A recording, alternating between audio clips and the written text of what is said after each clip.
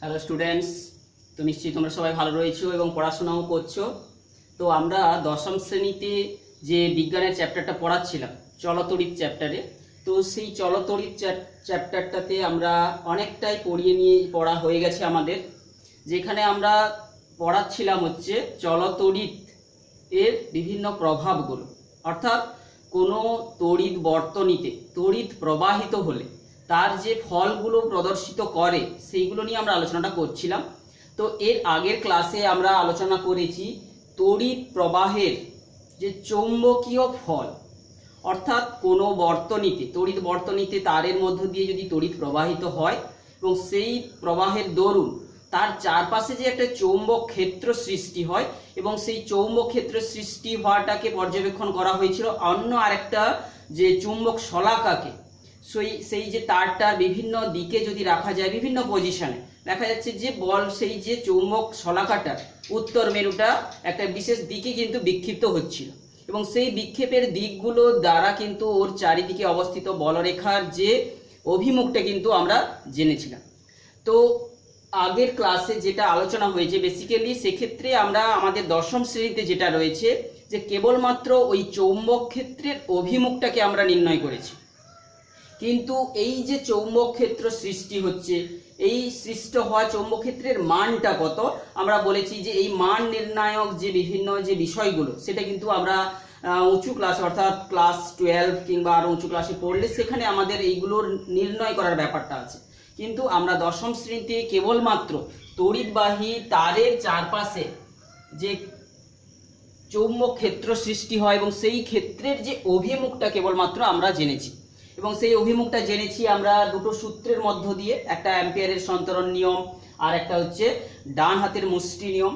তো আমরা জানি যে বায়ো-স্যাভার্ট লর সাহায্যে কিন্তু যে ওর মানগুলো কিন্তু নির্ণয় করা হয়।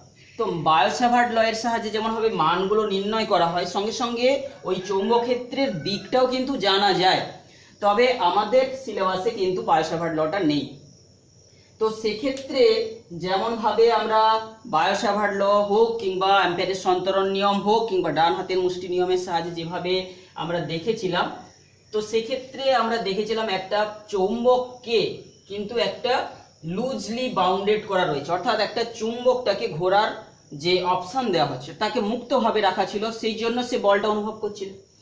তো ঠিক এর বিপরীত প্রক্রিয়াটা যেটা কিনা যখন কোনো চৌম্বকটাকে আমরা ফিক্সড করে ধরে রাখবো তখন যে তাহলে নিশ্চয়ই চৌম্বকটাকে যদি ঘুরতে না দেওয়া হয়, চুম্বকটাকে ফিক্সড ধরে রাখা হয় এবং তড়িৎবাহী তারটাকে যদি লুজলি বাউন্ডেড রাখা হয়, নিশ্চয়ই নিউটনের যে তৃতীয় গতিসূত্র আমরা জানি, নিউটনের থার্ড ল তৃতীয় গতিসূত্র যেটাকে বলছে সেটা অনুযায়ী কি তাহলে তারের চারপাশে উৎপন্ন হওয়া চৌম্বক ক্ষেত্র যেমন ভাবে চুম্বকটাকে বিকর্ষিত করছিল তার এম মেরুকে কিংবা এস মেরুকে, তো ঠিক একই রকম ভাবে চুম্বকটাকে ফিক্সড রেখে যদি তারের মধ্য দিয়ে কারেন্ট পাঠাই এবং তারটাকে যদি লুজলি অর্থাৎ আলগাভাবে ধরে রাখি তাহলে তারটাও বল অনুভব করবে নিউটনের থার্ড ল অনুসারে। সেইটা বিষয়টা নিয়ে আজকে আমরা পড়বো, যেটা হচ্ছে তড়িৎ পরিবাহীর উপর চুম্বকের ক্রিয়া, অর্থাৎ যে ওরেস্টেডের পরীক্ষার ঠিক বিপরীত ঘটনাটা, বিপরীত নয় যে সেক্ষেত্রে যেটা স্থির ছিল বা যেটা চলমান ছিল এক্ষেত্রে আমরা উল্টোটাকে স্থির করব এবং অন্যটাকে চলমান করব।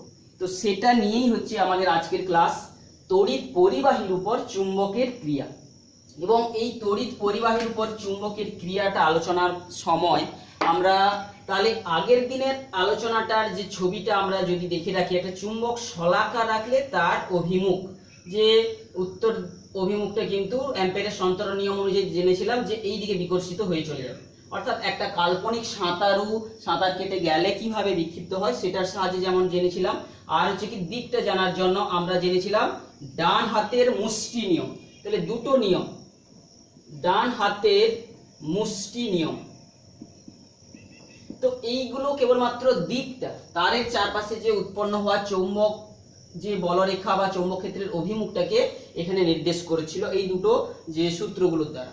কিন্তু মান নির্ণায়ক যে সূত্রটা আমরা বলেছি যে যেটা আমাদের সিলেবাসের অন্তর্গত নয় সেটা হচ্ছে কি না বায়ো-স্যাভার্ট ল, বায়ো-স্যাভার্ট যে সূত্র।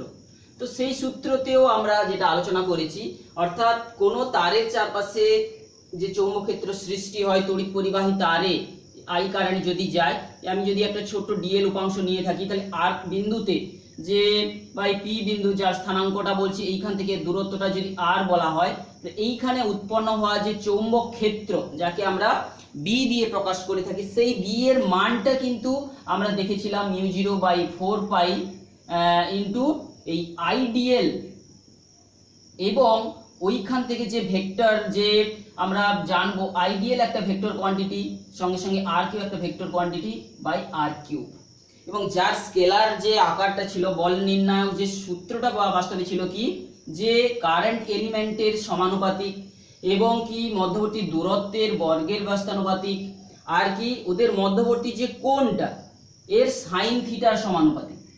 তো এই সূত্রটা থেকে আমরা এর ভেক্টর রিপ্রেজেন্টেশন যখনই করে দিয়েছিলাম, তো এখান থেকে আমরা কোনো তড়িৎ পরিবাহী তারের চারপাশে উৎপন্ন হওয়া চৌম্বক ক্ষেত্র আমরা তার মানটা নির্ণয় করেছিলাম। তাহলে চৌম্বক ক্ষেত্রের মান অর্থাৎ বি এর যে মান আর বি এর যে দিক, এই দুটো নিয়ে আমরা আগের ক্লাসটা আলোচনা করেছি। তো এক্ষেত্রেও আমরা ঠিক এর উল্টো প্রসেসে, তাহলে যেটা উল্টো প্রসেস বলতে কি, যে ক্ষেত্রে আমরা তারটাকে এখানে মজবুত করে ধরে রেখেছিলাম, দুটো ফিক্সড ধরো এর উপর আমরা ধরে রেখেছিলাম, আর বাকি অংশটা আমরা এখানে দেখাইনি যে তারে কারেন্ট যাচ্ছে, নিশ্চয়ই একটা ব্যাটারি যোগ করা রয়েছে, তো সেই অপশনটা, তাহলে এক্ষেত্রে দুটো তারকে ফিক্সড করে রাখা ছিল। তো এক্ষেত্রে তার ঠিক বিপরীত ঘটনাটাও, তো এটাও একটা কিন্তু তড়িৎ প্রবাহের সেই চুম্বকীয় ফলের দরুনই হচ্ছে, কিন্তু এক্ষেত্রে কি করা হবে, পরিবাহীর তারটাকে লুজ করে বাউন্ডেড করা থাকবে। তাহলে এটা নিউটনের দ্বিতীয় গতিসূত্র অনুযায়ী যদি তারের উৎপন্ন হওয়া চৌম্বক ক্ষেত্র চুম্বকটাকে বিকর্ষিত করতে পারে, তাহলে চুম্বকটাকে ধরে রাখলে তারে হঠাৎ করে কারেন্ট চলে গেলে সেও বিকর্ষিত হয়ে যাবে বা কোনো দিকে একটা বিক্ষিপ্ত হয়ে যাবে। তো সেটাই হচ্ছে তড়িৎ পরিবাহীর উপর চুম্বকের ক্রিয়া। তাহলে আগের দিনের যে আলোচনার পুরো ঠিক বিপরীত নয়, তার আর একটা যে পার্শ্বীয় যে ঘটনাটা, যে যার একটা অংশ হিসেবে আলোচনা করব, সেটাকে বলা হচ্ছে এইটা। এবং এইখানে আমরা ঠিক যে পরিমাণ বলটা অনুভব করে, তো এক্ষেত্রেও যে বলটা অনুভব করে সেই বলের মানটা আমরা যে আকর্ষণ বিকর্ষণ থেকে বলছি, কিন্তু তড়িৎ পরিবাহী তারে যখন বিক্ষেপ ঘটবে তাহলে নিশ্চয়ই তারের উপর একটা বল প্রযুক্ত হচ্ছে, সেই বলটাও আমরা যে এখানে নির্ণয়ের বিষয় নেই, কিন্তু শুধু অভিমুখটাই হচ্ছে তার বিষয়। তাহলে কি বলা হচ্ছে, কোনো, তো এখানে তড়িৎ পরিবাহীর উপর চুম্বকের ক্রিয়া, তাহলে এটা যেটা আলোচনা করেছিলাম চুম্বকের উপর তড়িতের ক্রিয়া, তড়িতের প্রভাব, যদি আমরা এটাকে ভাগ করে দিই, তাহলে আজকের যে আলোচনাটা সেটা হবে কি, এটাকে যদি একটা পার্টে যেটা আমরা আগে আলোচনা করে নিয়েছি 13 নম্বর ক্লাসে, তো আমরা যদি আজকের আলোচনাটাকে যদি বলি যে তড়িৎ পরিবাহীর উপর চুম্বকের ক্রিয়া, তাহলে এটা তার আর একটা পার্শ্ববর্তী ঘটনা তড়িৎ পরিবাহীর উপর, তাহলে এইটা যেটা আজকে আলোচনা করছি তড়িৎ পরিবাহীর উপর চুম্বকের ক্রিয়া, তাহলে এটা হচ্ছে তার দ্বিতীয় ঘটনা হিসেবে আমরা বলছি, এই যে ঘটনাটাকে আর লিখছি না। তো এক্ষেত্রে পরিবাহীটা কোন দিকে বিক্ষিপ্ত হবে, এক্ষেত্রে যেমন ওরেস্টের বিজ্ঞানী পরীক্ষা করার পর সেই যে তার যে সিদ্ধান্তগুলোকে একটা ছকের মধ্যে দিয়েছিলেন, সেটাকে সহজে মনে রাখার জন্য যেমন অ্যাম্পিয়ারের সন্তরণ নিয়ম আর ডান হাতের মুষ্টি নিয়ম, এটা হচ্ছে অ্যাম্পিয়ারের সন্তরণ নিয়ম, ঠিক একই রকম ভাবে কোনো পরিবাহীর তার কোন দিকে বিক্ষিপ্ত হবে, এখানেও সেই দিক নির্ণয় বিষয়টা কিন্তু আমরা জানবো হচ্ছে ফ্লেমিং এর বাম হস্ত নিয়ম অনুযায়ী। বিজ্ঞানী আলেকজান্ডার ফ্লেমিং এর বাম হস্ত নিয়ম, ফ্লেমিং এর বাম হস্ত নিয়ম দ্বারা এই যে চুম্বক পরিবাহীর গতির অভিমুখ, পরিবাহী অর্থাৎ কোন দিকে বিক্ষিপ্ত হবে, চুম্বক ক্ষেত্রে রেখে তড়িৎ পাঠালে কোন দিকে পরিবাহীটা বিক্ষিপ্ত হবে, সেই পরিবাহীর গতির অভিমুখটা কিন্তু আমরা জানতে পারবো।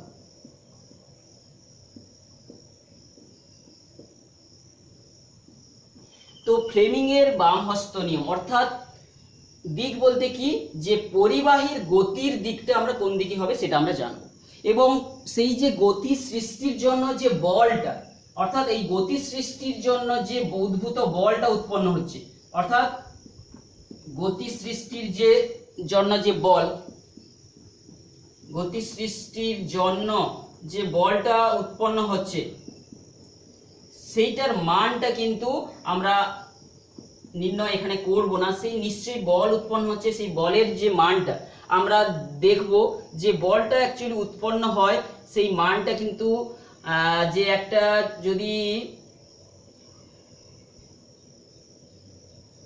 I into DL cross B এইরকম একটা যে রিলেশন আমরা পাবো, যেটার সহজ ফর্মে ইন্টিগ্রেশনটা করে ফেললে তারের উৎপন্ন বলটা আই এল বি, অর্থাৎ কোনো বৃহৎ তারের যদি ক্ষুদ্র ক্ষুদ্র পার্ট করে আমি আলোচনা করি এটা ভেক্টর রিপ্রেজেন্টেশন, এবং বল উৎপন্ন যে বলটা হয় কোনো পরিবাহী তারের উপর যে বলটা উৎপন্ন হয় সেই বলটা আমরা এই সূত্রটা পাবো। তো এই বল উৎপন্ন হওয়ার পেছনে যে মূল যে ফোর্সটা এখানে ক্রিয়াশীল হয় সেইটাকে বলা হচ্ছে লোরেঞ্জ ফোর্স। এই লোরেঞ্জ ফোর্স কি? তো কোনো একটা তড়িৎ পরিবাহী তারে যখন একটা তারকে আমি যদি মোটা করে দেখাই, এটা একটা তড়িৎ পরিবাহী তার, এই তারে কারেন্ট যখন যাওয়ার সঙ্গে সঙ্গে মানে কি ইলেকট্রন বা আধান, ধরো আমি পজিটিভ আধানগ্রস্ত কিউ কণা গতিশীল হচ্ছে, কারেন্ট যাচ্ছে মানে কোনো পরিবাহীর ভেতরে কিন্তু আধানগ্রস্ত কণার স্রোত ছুটছে। তো এটাকে যদি কোনো চৌম্বকের ক্ষেত্রে রাখা হয়, যেমন এখানে চুম্বক রেখেছিলাম, তাহলে কোনো একটা ধরো চুম্বক রেখেছি যার এই চুম্বকের এন মেরুটা এদিকে, আমি বাকি অংশটা দেখাচ্ছি এই দিকে রয়েছে এস মেরু, তাহলে এই চুম্বকের বলরেখাগুলো সাধারণত এন মেরু থেকে এস মেরুর দিকে থাকে, এবং এইটাকে চুম্বক বলরেখাগুলোকে বা চৌম্বক প্রাবল্যকে আমরা বি দিয়ে প্রকাশ করি। তাহলে এই চৌম্বক ক্ষেত্রের মধ্য দিয়ে যখন একটা আধান ছুটে যায় তার উপর একটা বল প্রযুক্ত হয়, সেই বলটাকেই বলা হচ্ছে লোরেঞ্জ ফোর্স। এবং সেই এক একটা ইলেকট্রন যে বলটা অনুভব করে তাদের সমন্বয়ে যে ওভারঅল বলটা উৎপন্ন হয়েছে তার অনুভব করবে। অর্থাৎ কোনো একটা তারের মধ্যে গতিশীল হওয়া ইলেকট্রনগুলো যদি বল অনুভব করে, তাহলে তারে যতগুলো ইলেকট্রন আছে সবাই যদি যে বলটা অনুভব করবে, যেদিকে অনুভব করবে তারটাও সেই দিকে বিক্ষিপ্ত হয়ে যাবে। তো এটা হচ্ছে প্রকৃতপক্ষে লোরেঞ্জ ফোর্সের জন্যই কিন্তু উদ্ভূত হয়ে থাকে। সেই লোরেঞ্জ ফোর্সটাকে যদি আমরা এফ এল বলে থাকি, Q into V cross B, এই সূত্র অনুযায়ী আমরা এখানে সব জায়গায় ভেক্টর সাইন দিচ্ছি এই কারণে যাতে করে দিকটাকে আমরা বুঝতে সুবিধা হয়। তো তোমরা এখানে ভেক্টরটা কিন্তু অতটা সহজে বুঝতে পারবে না, তোমরা যখন দ্বাদশ শ্রেণীটা পড়বে এই সমস্ত জিনিসগুলো ডিটেলসে পড়বে। তো এক্ষেত্রে ওই যে ইলেকট্রন যে ধরো আধানগ্রস্ত কণাটাকে যদি পজিটিভ আধান বলি, সে যে বলটা অনুভব করে এই ডিরেকশনে, অর্থাৎ যে দিকে গতিশীল হচ্ছে, ভি এর দিক যদি এদিকে হয়, বি এর দিক যদি এদিকে হয়, ভি ক্রস বি, তোমরা ভেক্টর যখন পড়বে দুটো তলে অবস্থিত দুটো ভেক্টর, একটার অভিমুখ এই দিকে আর একটার অভিমুখ নিচের দিকে, তাহলে তাদের ক্রস প্রোডাক্ট ভি থেকে বি দিকে গেলে, অর্থাৎ ভি থেকে বি দিকে ঘোরালে আমরা দেখবো এর অভিমুখটা কিন্তু ভেতরের দিকে হবে, বি এর অভিমুখটা ইনওয়ার্ড হবে। আমরা সেই ইনওয়ার্ড সাইনকে বোঝানোর জন্য, ভেতরের দিকের সাইন বোঝানোর জন্য আমরা এই ক্রস চিহ্ন দিয়ে গোল চিহ্নটা দেই।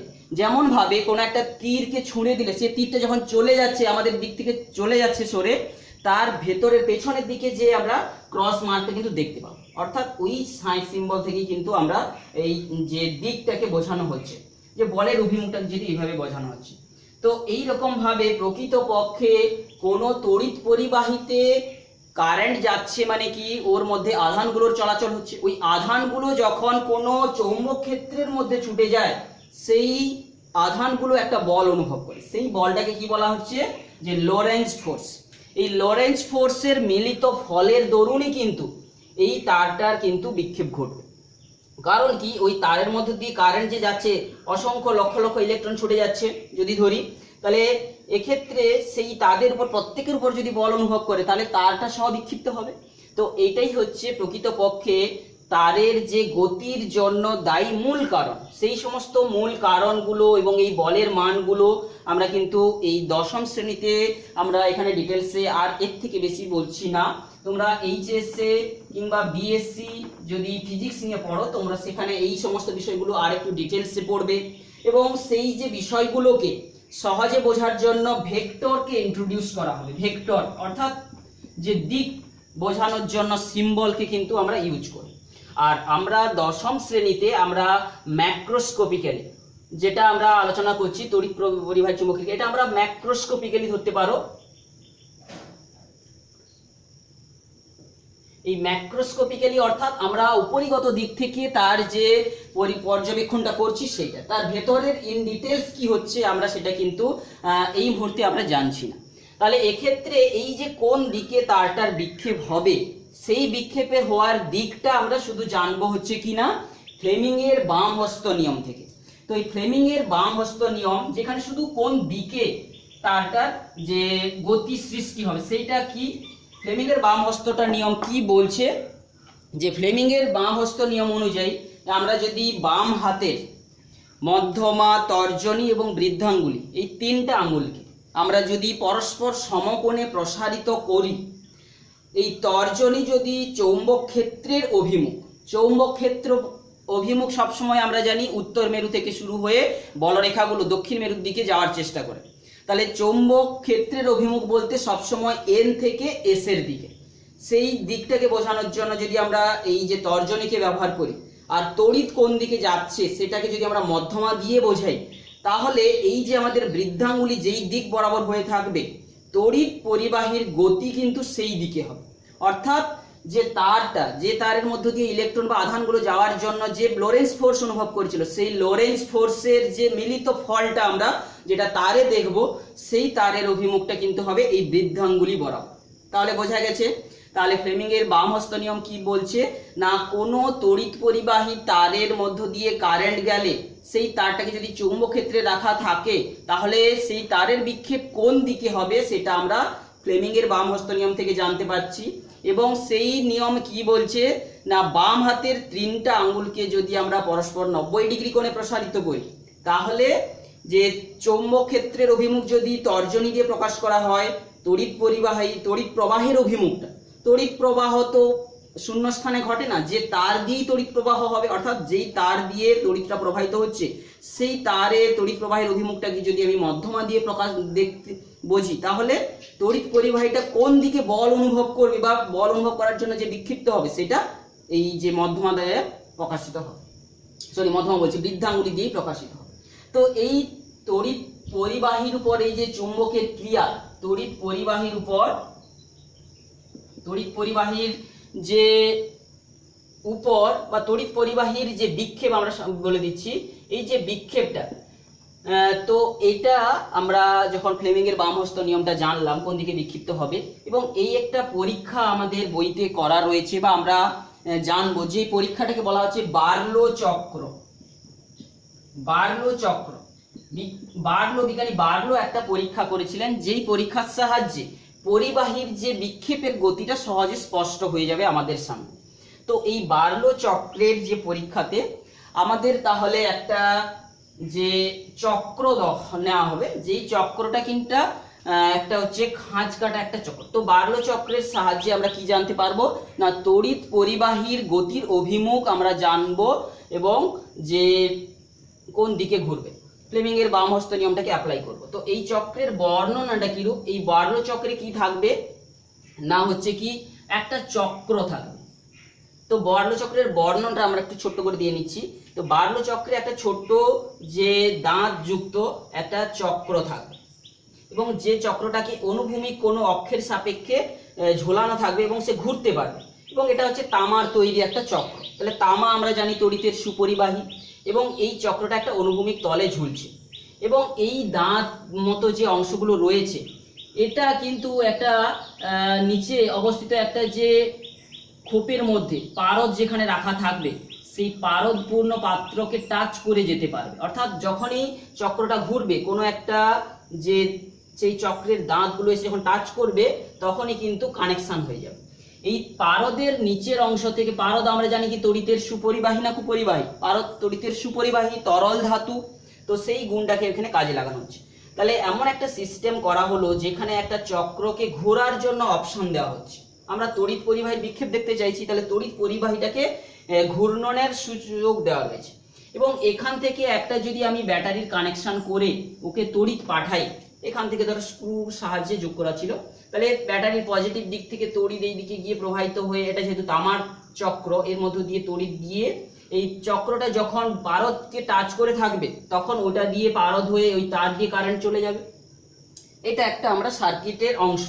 এবং এই যে পারদের যে পাত্রটাকে একটা চুম্বক, অশ্বক্ষরাকৃতি চুম্বক আমরা এখানে কিন্তু প্রাকৃতিক চুম্বক যেটা হচ্ছে স্থায়ী চুম্বককে নিয়েছি। একটা অশ্বক্ষুরাকৃতিক চুম্বক ধরো আমরা বলছি এদিকে এন মেরু এদিকে এস মেরু রেখে টেবিলের উপর বসানো আছে। আমরা বাকি পার্টটাকে দেখাচ্ছি না, এই যে ট্রেটাকে রাখা আছে এবং অশ্বক্ষুরাকৃতিক চুম্বকটাকে এইভাবে রাখা আছে। আমরা ছবিটা তো আর একটু বাঁকাভাবে আঁকতে পাচ্ছি না ঠিক মতো, তো আমরা দেখছি যে একটু বাঁকাভাবে চুম্বক যে এটাকে রাখা আছে। তাহলে আমরা জানি তড়িৎ চৌম্বক ক্ষেত্রের অভিমুখ সবসময় এন থেকে এস এর দিকে হবে, এন মেরু থেকে এস মেরুর দিকে চৌম্বক বলরেখার অভিমুখ, অর্থাৎ চৌম্বক ক্ষেত্রের অভিমুখ আমরা বিটা যদি বলি এই দিক থেকে সেই দিক। তো এই অবস্থায় আমরা তড়িৎটা ধরে একটা সুইচ সিস্টেম করে রেখেছি, এই সুইচটা এখন দেওয়া নেই। তো সুইচ দেওয়া নেই, এরপরে তাহলে বার্লো চক্রে এইরকম অবস্থার সৃষ্টি করে একটা আমরা অ্যারেঞ্জ করেছিলাম বিজ্ঞানী বার্লো। তারপরে এর মধ্য দিয়ে যখনই সুইচটা দেওয়া হবে দেখা যাবে যে এইভাবে তাহলে কারেন্ট যাবে, এই দিক দিয়ে গিয়ে কারেন্ট এই দিক দিয়ে হয়ে এই চক্রের মধ্য দিয়ে হয়ে পারদ হয়ে এই দিকে আসতে থাকবে এবং সঙ্গে সঙ্গে দেখা যাবে যে চক্রটা ডান দিকে এইভাবে ঘুরে যাচ্ছে, ঘুরতে দেখা যাবে। তো এটা হচ্ছে প্রকৃতপক্ষে বার্লো চক্রের একটা সহজ চিত্র আমরা এঁকেছি। তো এক্ষেত্রে যে ঘূর্ণনটা যে ঠিকভাবে হচ্ছে ওটা অ্যান্টি ক্লকওয়াইজ যাকে বলা হচ্ছে অ্যান্টি ক্লক, এই অ্যান্টি ক্লকওয়াইজ যে ঘুরবে এই ঘূর্ণনটাকে এখন আমরা ফ্লেমিংয়ের বামহস্ত নিয়মের সঙ্গে তুলনা করে দেখব যে ঠিকভাবে সেটা ফ্লেমিংয়ের বামহস্ত নিয়মকে মেনে চলছে কিনা। এখন আমরা বাম হাতের তর্জনী যেটা চৌম্বক ক্ষেত্রের অভিমুখ নির্দেশ করে, চৌম্বক ক্ষেত্রের অভিমুখ তাহলে এন থেকে এস এর দিকে, এন থেকে এস এর দিকে। তাহলে আমি এই যে চৌম্বক ক্ষেত্রের অভিমুখ এই দিকে এল, এন থেকে এস এর দিকে, অর্থাৎ ওটা ভেতরের দিকে কিন্তু হবে আমাদের তর্জনীর অভিমুখটা, বাইরের দিক থেকে ভেতর দিকে, কারণ চুম্বকটা কিভাবে শোয়ানো রয়েছে। আর তড়িৎ প্রবাহ দেখতে পাচ্ছি উপর থেকে নিচের দিকে হচ্ছে, তাহলে উপর থেকে নিচের দিকে হচ্ছে। আর তাহলে তোমরা দেখতে পাচ্ছ নিশ্চয়ই বাম হাতে এই যে বৃদ্ধাঙ্গুলটা কিন্তু এই দিকে রয়েছে, অর্থাৎ পরিবাহীটা এই দিকে বিক্ষিপ্ত হবে, অর্থাৎ পরিবাহীটা এইখানে এই দিকে বিক্ষিপ্ত হয়ে আসবে। এই দিকে বিক্ষিপ্ত হওয়ার জন্য কি হবে, এই দিকে ঘুরে যাবে। এখন গতিজাড্যের দরুন যখনই যে এই দাঁতযুক্ত অংশটা যেটা পারদে লেগেছিল গতি যখনই ঘুরে যাবে তখনই কিন্তু কারেন্ট বন্ধ হয়ে যাবে সঙ্গে, কিন্তু গতিজাড্যের দরুন কিন্তু ঘুরে যখন পরের যে চক্রটা, চক্রের যে দাঁতটা এসে যখন আবার পারদে লাগবে কারেন্ট আবার চলাচল শুরু করে দেবে, তখনই আবার বিক্ষিপ্ত হয়ে যাবে। অর্থাৎ এই দিকে যে বলটা অনুভব করবে আমরা ফ্লেমিংয়ের বাম হস্ত নিয়ম থেকে বলের অভিমুখটা পেয়ে গেলাম। এবং এই যে বার্লো চক্রের অভিমুখগুলোকে আমরা কিভাবে পরিবর্তন করতে পারি। এক নম্বর, তাহলে বার্লো চক্রের অভিমুখ পরিবর্তন, বার্লো চক্রের গতিকে বৃদ্ধি করা, এইগুলো আমরা কিভাবে করতে পারি। যদি আমরা অভিমুখ কি করে পরিবর্তন করব, যদি কারেন্টের দিকটাকে চেঞ্জ করে দিই, অর্থাৎ চক্রের যে দিক অভিমুখ পরিবর্তনগুলো আমরা কিভাবে করতে পারি। অভিমুখ পরিবর্তন অর্থাৎ আমরা যে সঠিক নিয়মে পালিত হচ্ছে তার জন্য তো বিভিন্নভাবে তাকে বিভিন্নভাবে পরীক্ষা নিরীক্ষা করব। তো একটা পদ্ধতিতে দেখলাম এইভাবে কারেন্ট গেলে ঠিকভাবে মেনে যাচ্ছে, কিন্তু আমি কারেন্টকে এবারে উল্টে দিলাম। কারেন্টকে উল্টে দেবো অর্থাৎ কি এই দিকটা যে বড় অর্থাৎ এই দিকটা নেগেটিভ এই দিকটা পজিটিভ হলো, তখন কি হয়ে যাবে, তখন কারেন্টটা উল্টো পথে যাবে, কারেন্ট তখন উল্টো পথে যাবে। তখন আমরা যদি দেখি কোন দিকে ঘুরবে, দেখবো যে উল্টা এই দিকে ঘুরছিল, অ্যান্টি ক্লকওয়াইজ ঘুরছিল, কিন্তু ক্লকওয়াইজ ঘোরা শুরু করবে, নিশ্চয়ই ক্লকওয়াইজ ঘোরা শুরু করবে। যদি আমরা ঠিক ফ্লেমিংয়ের বামহস্ত নিয়ম অনুযায়ী তাহলে চৌম্বক ক্ষেত্রের অভিমুখ ঠিক আছে, চৌম্বকটাকে উল্টাই দিই, এন থেকে এসের দিকে যাচ্ছে, তড়িৎ প্রবাহ বর্তমানে কি হচ্ছে উপরের দিকে যাচ্ছে। তাহলে আমাদের হাতটাকে যদি উল্টে দেই তাহলে এটা চৌম্বক ক্ষেত্র ঠিক রয়েছে, উপরের দিকে তড়িৎ প্রবাহ রয়েছে। এখন এই পরিবাহীটা যেখানে টাচ হয়ে থাকবে সে কিন্তু এই দিকে বল অনুভব করবে, অর্থাৎ চক্রটা তখন ডান দিক হয়ে বাম দিক হয়ে ঘুরতে থাকবে, অর্থাৎ ক্লকওয়াইজ ঘুরতে থাকবে। তাহলে নিশ্চয়ই তোমরা বুঝতে পারছো যে বার্লো চক্রের অভিমুখগুলোকে পরিবর্তন করা যেতে পারে। তো অভিমুখ পরিবর্তন করার যেমন ব্যাটারির দিক চেঞ্জ করলে কারেন্টের অভিমুখ চেঞ্জ হলে ঘটে যাবে, ঠিক সেই রকম যদি আমরা যে চুম্বক ক্ষেত্রের অভিমুখটাকে যদি চেঞ্জ করে দিই, যদি এন এসটাকে চুম্বকটাকে উল্টে সেদিকে এন রাখি এদিকে এস রাখি তবুও কিন্তু উল্টে যাবে। আবার যদি আমরা দুটো জিনিসকে একই সঙ্গে উল্টে দিই তাহলে চক্রটা আগে যেভাবে ঘুরছিল সেইভাবেই ঘুরবে। এটা তোমরা নিজেরা পরীক্ষা যে ফ্লেমিংয়ের বামহস্তটা নিয়মকে প্রয়োগ করে তোমরা নিজেরা দেখে নেবে এবং সঙ্গে সঙ্গে তাহলে বুঝতে সুবিধা হবে। তো এইভাবে ফ্লেমিংয়ের বামহস্ত নিয়মের সাহায্যে আমরা জানলাম যে কি করে পরিবাহীর উপর চুম্বকের ক্রিয়াটা হচ্ছে এবং যার প্রকৃত বলটা যেটা অনুভব করে, যেটা সম্পর্কে আমরা লরেঞ্জ ফোর্স কিংবা তার যে ডিটেলসগুলো থিওরিগুলো আমরা উঁচু ক্লাসে পড়ব। তো আমরা যখন এই যে চৌম্বক ক্ষেত্র সৃষ্টি হয়, কোনো তড়িৎ পরিবাহী তারে চৌম্বক ক্ষেত্র সৃষ্টি হচ্ছে, মানে কি কোনো আধানের গতির জন্য সে কিন্তু চৌম্বক ক্ষেত্র তৈরি করে। অর্থাৎ কারেন্ট যাচ্ছে মানে কি একটা আধান গতিশীল হয়ে যাচ্ছে, একটা আধান গতিশীল হলে সে কিন্তু চৌম্বক ক্ষেত্র সৃষ্টি করে।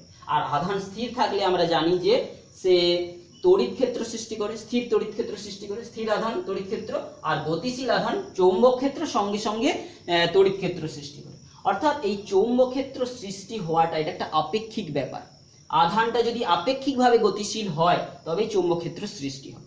এবং আমরা এই যে উদ্ভূত চৌম্বক ক্ষেত্র সৃষ্টি হওয়ার আগের ক্লাসে যেটা আমরা আলোচনা করেছি, সেখানে পরিবাহী বিভিন্ন আকৃতিতে থেকে তার মধ্যে দিয়ে তড়িৎ গেলে তার যে বিভিন্ন ভিন্ন পরিমাণ চৌম্বক ক্ষেত্র সে সৃষ্টি করে, আমরা সেই আলোচনাটা করেছি। তো সেই আলোচনাতে আমরা কি করেছি, ঋজু তড়িৎ পরিবাহী তারে যদি কারেন্ট যায় তার চারপাশে কি ধরনের হয়, কিংবা কিগুলো আলোচনাটা করেছি। একটা ঋজু তড়িৎ পরিবাহী তারে কারেন্ট গেলে তার চারপাশে যে চৌম্বক ক্ষেত্রগুলো দেখেছি, যে একক কেন্দ্রিক বিভিন্ন বৃত্তাকার যে বলরেখাগুলো সৃষ্টি হয়, কিংবা কি আমরা যদি বৃত্তাকার রিংয়ে কারেন্ট গেলে তার চারপাশের মধ্যে যে সুষম চুম্বক ক্ষেত্র সৃষ্টি হয়, কিংবা একটা সলিনয়েড যেখানে অনেকগুলো তারকে পেঁচিয়ে রাখা আছে, তার মধ্যে দিয়ে কারেন্ট পাঠালে তার মাঝখানে সেন্টার বরাবর যে একটা সুষম চৌম্বক ক্ষেত্র সৃষ্টি হয়, সেইগুলো আমরা জেনেছি। তো এক্ষেত্রে যখন একটা বৃত্তাকার যে রিং নিয়ে, অর্থাৎ এক্ষেত্রে আমরা যেটা বলতে চাইছি যে চৌম্বক ক্ষেত্রের একটা একক কিন্তু আমাদের রয়েছে। চৌম্বক ক্ষেত্রের এককগুলো আমরা জাস্ট এখানে বলে লিখছি যে চৌম্বক ক্ষেত্রের একক হচ্ছে টেসলা। বিজ্ঞানী টেসলা চৌম্বক ক্ষেত্র নিয়ে কিন্তু অনেক পরীক্ষা নিরীক্ষা করেছিলেন, সেই তার নাম অনুসারে কিন্তু চৌম্বক ক্ষেত্রের যে মানটাকে 1 টেসলা সমান জানি 1 ওয়েবার পার মিটার স্কয়ারকে 1 টেসলা বলা হয়। তো এদের এককগুলোর সংজ্ঞা কিন্তু আমরা যখন আরো ধীরে ধীরে জানবো তখন কিন্তু এটা বুঝতে সুবিধা হবে। শুধুমাত্র এককটা আমরা জেনে নিচ্ছি। এই টেসলা ছাড়াও আমরা জানি যে এই টেসলা অনেক বৃহৎ বড় একটা একক চৌম্বক ক্ষেত্রে। তার ছোট একক আমরা জানি যে গস। এই গসের একক আমরা জানি 10 টু দি পাওয়ার 1 গস সমান 10 টু দি পাওয়ার -4 টেসলা, বা 1 টেসলা সমান 10 টু দি পাওয়ার 4 গস। তো এইরকম ভাবে বিভিন্ন যে চৌম্বক ক্ষেত্রের যে সংজ্ঞাটার এককটা আমরা সেই ক্লাসে কিন্তু জানাইনি তোমাদেরকে। তোমরা আজকেই জেনে নিলে যে চৌম্বক ক্ষেত্র যেটা সৃষ্টি হয় তার যে তার মানগুলো, এককগুলো, এগুলো বিভিন্ন একক প্রচলিত রয়েছে। তো আমরা এই চৌম্বক ক্ষেত্র সৃষ্টির ক্ষেত্রে আমরা দেখেছিলাম যে কি বলেছিলাম, পরিবাহীর আকৃতিতে কি রকম পরিবাহীতে তোর কারেন্ট যাচ্ছে তার উপর ভিত্তি করে কিন্তু তার চারপাশে চৌম্বক ক্ষেত্র তৈরি হয়। বৃত্তাকার রিং, দুটো বৃত্তাকার রিং নিয়ে যদি আমরা তার মধ্যে দিয়ে তড়িৎ প্রবাহ হয় আমরা দেখিয়েছিলাম, তাহলে এই একটার জন্য সৃষ্ট হওয়া চুম্বক বলরেখাগুলো এই মাঝখানে কিন্তু ক্যান্সেল হয়ে যাবে। এই মাঝখানে ক্যান্সেল হয়ে যাবে, কেবলমাত্র তার যে সেন্টারে কিন্তু সারভাইভ করবে।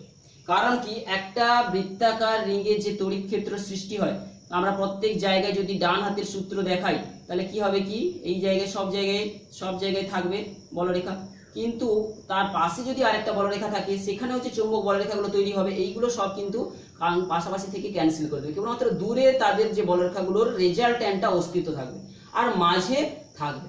তাহলে দুটো বৃত্তাকার কুণ্ডলী নিয়ে যখন আমরা চৌম্বক ক্ষেত্র সৃষ্টি হওয়াটা দেখিয়েছিলাম, তো সেক্ষেত্রে আমরা দিকটা শুধু বলেছিলাম মাঝে সেন্টার বরাবর হবে, কিন্তু কেন এই মাঝখানে দুটো তারের কয়েলের মাঝখানে বা কাছাকাছি অঞ্চলে কিন্তু থাকবে না, দূরবর্তী অংশে কিন্তু থাকবে। কারণ কি, প্রত্যেকটা তারের যে বিভিন্ন অংশে যে চৌম্বক ক্ষেত্রগুলো সৃষ্টি হয় তারা পরস্পরকে ক্যান্সেল করে দেবে, এবং সেই ক্যান্সেলেশন হওয়ার দরুন আমরা একটা যদি সলিনয়েডের মতো লং তৈরি করি তাহলে তার দূরবর্তী অংশে থাকবে, মাঝে থাকবে, খুব কাছাকাছি যে অংশে কিংবা তারগুলোর মধ্যে কিন্তু চৌম্বক ক্ষেত্র থাকে না, শুধু দূরবর্তী অংশে থাকবে এবং মাঝে সেন্টারে থাকবে। অর্থাৎ এটা একটা দণ্ড চুম্বকের মতো আচরণ করবে। দণ্ড চুম্বকের মাঝে যেমন ভাবে একটা করে উদাসীন অঞ্চল থাকে, ঠিক সলিনয়েডেও ঠিক উদাসীন অঞ্চল তৈরি হয়, এন মেরু এস মেরু তৈরি হয়। তো আজকের আলোচনাতে আমরা যেটা বেসিক্যালি আলোচনা করছি, দুটো ক্লাসকে একটু কম্পেয়ার করেই আলোচনাটা করছি। তোমরা আগের ক্লাসটা যারা একটু বুঝতে অসুবিধা হয়েছে, আজকে নিশ্চয়ই তোমরা স্পষ্ট করে জানবে। তো এই বার্লো চক্র যেখানে আমরা জানলাম তড়িৎ পরিবাহীটা গতিশীল হবে, তো এই যে ধারণাটাকে বা এই কনসেপ্টটাকে কাজে লাগিয়ে আমাদের যেটা তৈরি করা একটা যন্ত্র আমরা জানবো যে মোটর, বৈদ্যুতিক মোটর। আমরা আমাদের অধ্যায় কিন্তু শুধু ডিসি মোটরটা পড়বো, বৈদ্যুতিক মোটর। তাহলে এই ফ্লেমিং এর বাম হস্তের নিয়ম কিংবা তড়িৎ পরিবাহীর উপর চুম্বকের ক্রিয়ার ফলকে কাজে লাগিয়ে যে বৈদ্যুতিক যন্ত্রটা তৈরি হয়ে থাকে তাকে বলা হচ্ছে বৈদ্যুতিক মোটর। এই মোটর প্রকৃতপক্ষে কিভাবে কাজ করে তার একটা ছোট্ট আমরা তথ্য তুলে ধরবো। যেমন ভাবে বার্লো চক্রের ক্ষেত্রে আমাদের তিনটা বিষয় ছিল, একটা যে চুম্বক ছিল সেক্ষেত্রে আমরা স্থায়ী চুম্বককে নিয়েছিলাম। তো এক্ষেত্রেও যেমন বার্লো চক্রের পরীক্ষাটাকে চুম্বক ছিল, একটা তড়িৎ প্রবাহ ছিল, একটা কার মধ্য দিয়ে, পরিবাহীর মধ্য দিয়ে, পরিবাহী তো থাকবে, সেই পরিবাহী মধ্য দিয়ে একটা তড়িৎ প্রবাহ হবে এবং তাদের আমরা বিক্ষেপ দেখব।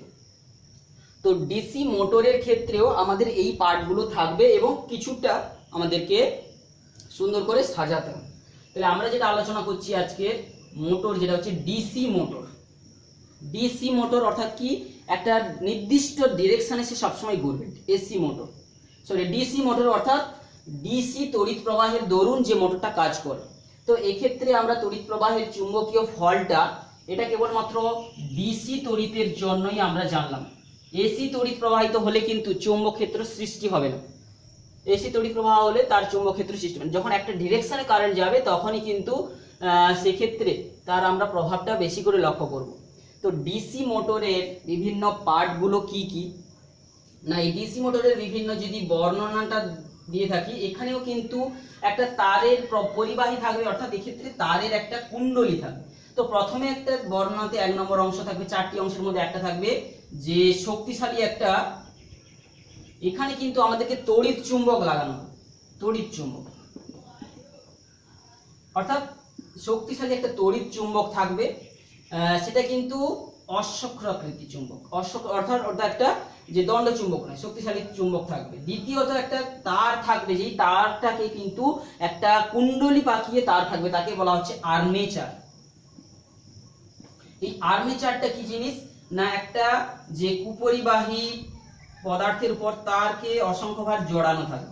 তো আমরা তারের কয়েল যেমন ভাবে ধরো এই যে আমরা দেখাচ্ছি এরকম একটা আর্মেচার তৈরি করা হয়েছে, এইখানে অনেকগুলো পাকে জড়ানো আছে, অনেক পাক জড়ানো আছে, জড়িয়ে জড়িয়ে তার দু প্রান্ত নিয়ে আসা হয়েছে, অর্থাৎ তারগুলোকে অনেকভাবে জড়িয়ে জড়িয়ে জড়িয়ে জড়িয়ে জড়িয়ে জড়িয়ে আলটিমেট দুটো প্রান্ত তার বের করা হয়েছে। এইটাকে বলা হচ্ছে আর্মেচার, অর্থাৎ তারের কুণ্ডলী যাকে বলা হচ্ছে। এটা আর্মেচার কথার অর্থ তারের কুণ্ডলী, তারের কুণ্ডলী। এই কুণ্ডলী থাকবে। আর কি থাকবে, যেটাকে বলা হচ্ছে কমিউটেটর। তৃতীয় একটা অংশ থাকবে যেটা হচ্ছে কমিউটেটর। কমিউটেটর অর্থাৎ যে দিক পরিবর্তন করে দেবে, কমিউটেটর। তো এই কমিউটেটরটা কি থাকবে, তাহলে আমরা ছবিটা একটা এঁকে নিচ্ছি, যে একটা যে চুম্বক থাকবে সেটাকে ধরো আমরা অশ্বক্রাকৃতি চুম্বক একটা দেখাচ্ছি। এইখানে ধরো এর এন, এইখানে এর এস আছে, এর মাঝে একটা এই যে আর্মেচার বললাম, এই আর্মেচার অর্থাৎ তারের কুণ্ডলী আছে